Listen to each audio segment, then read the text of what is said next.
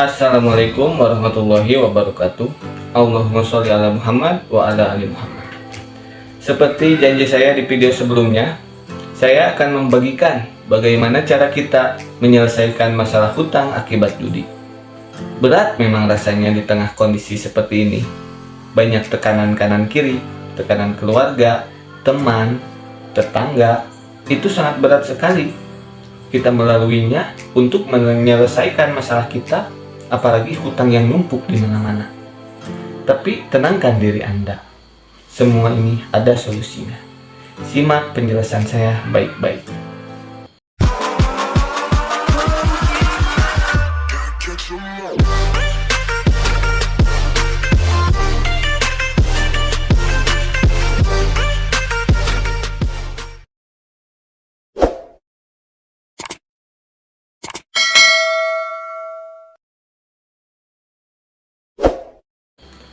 Kita bingung, buntu, bagaimana cara melunasi hutang-hutang kita?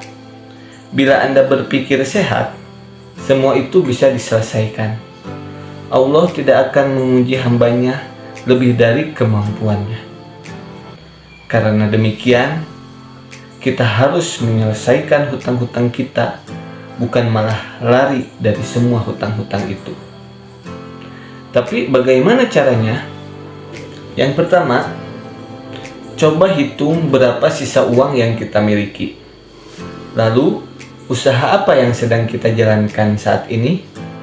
Atau mungkin apa pekerjaan kita saat ini? Apa saja yang diperlukan oleh kita untuk mendukung kelancaran usaha atau pekerjaan kita saat ini? Apakah kita perlu modal untuk usaha kita saat ini? Apakah kita perlu kendaraan seperti motor, mobil untuk mendukung usaha atau pekerjaan kita sekarang? Jika perlu, coba kita hitung berapa modal yang kita butuhkan untuk usaha kita bisa berjalan. Dan apa saja aset atau kendaraan yang masih kita punya? Apakah aset atau kendaraan tersebut mendukung dalam pekerjaan kita atau usaha kita? Misal, kita masih memiliki sisa uang dan uang itu cukup untuk modal usaha agar usaha kita bisa berjalan. Pakailah dulu uang itu untuk kebutuhan yang produktif. Pakai dulu asetmu untuk mendukung kelancaran usahamu saat ini. Lanjutkan usahamu seserius mungkin, setenang mungkin, dan tingkatkan kinerja kita agar membuahkan hasil yang maksimal. Lalu, bagaimana membayar hutang-hutang kita yang sangat banyak itu? Ikuti langkah selanjutnya. Yang kedua, coba analisa hutang kita satu persatu. Belajarlah untuk menganalisis dan mengerucutkan setiap hutang kita. Pada siapa saja hutang kita saat ini? Ambil contoh salah satu hutang kita pada leasing misalnya.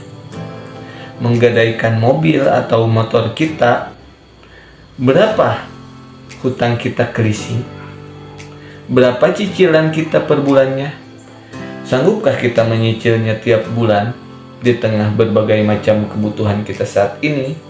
Di tengah hutang kita yang menumpuk, belum lagi kebutuhan modal untuk menjalankan usaha kita.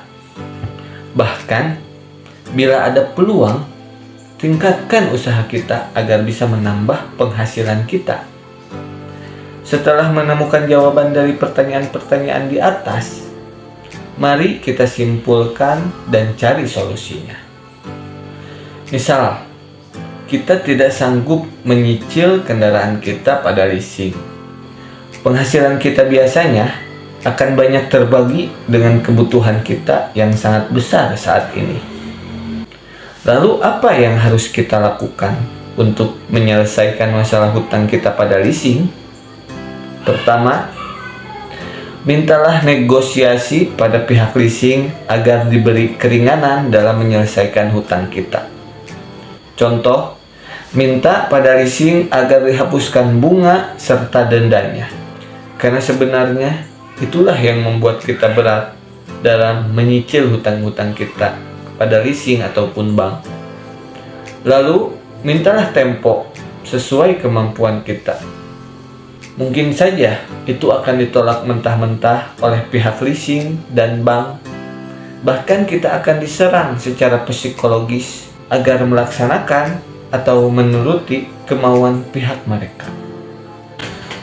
Tak peduli, kita akan malah lebih dalam terperosok ke dalam lingkaran masalah yang semakin besar. Oleh karena itu, kita tetap berpikir sehat dan tenang dan tetap pada pendirian kita sebelumnya. Dan konsekuensinya, mungkin unit kita akan ditarik dan dilelang sesuai besarnya hutang kita kepada leasing. Tapi pengalaman saya yang pernah saya alami, saat ini sudah tak ada lagi tarik unit karena prosedur yang harus dilaksanakan oleh leasing sangatlah ketat dan sulit, sehingga yang bisa mereka lakukan hanya menyerang kita melalui psikologis kita saja, berharap kita tertekan dan mengikuti keinginan mereka. Jika memang ada yang memaksa tarik unit, itu mereka sedang melanggar aturan, atau mungkin mereka merupakan leasing ilegal, tidak ada di bawah naungan pemerintah.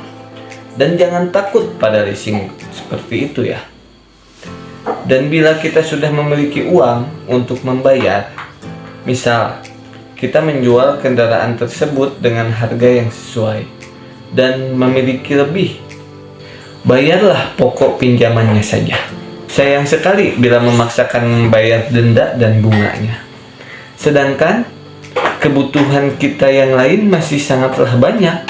Kita bisa membelikannya pada kendaraan yang mungkin lebih murah dari kendaraan kita sebelumnya. Itu lebih baik. Yang penting kita masih bisa menjalankan usaha kita. Jangan berpikir yang lain untuk saat ini. Fokus untuk menyelesaikan masalah dan bangkitlah terlebih dahulu. Lupakan itu gengsi, malu, dan jangan pernah berpikir dengan BI checking kita. Menurut saya, pemikiran takut nggak bisa ngutang lagi karena BI checking kita buruk, itu merupakan pemikiran yang sangat-sangat sesat. Mengapa? Karena BI checking itu bisa kita perbaiki, asalkan urusan kita dengan pihak bank telah selesai. Baik kita menyelesaikannya dengan cara pelunasan khusus, hanya membayar pokoknya saja dengan negosiasi tadi, atau cara normal. Dan di tengah hutang kita yang masih banyak, masihkah Anda memikirkan untuk menambah hutang lagi dengan mempertahankan BI checking itu? Coba pikirkan baik-baik. Baiklah, satu masalah kita telah mengetahui solusinya. Sekarang tinggal kita sanggup melakukannya atau tidak.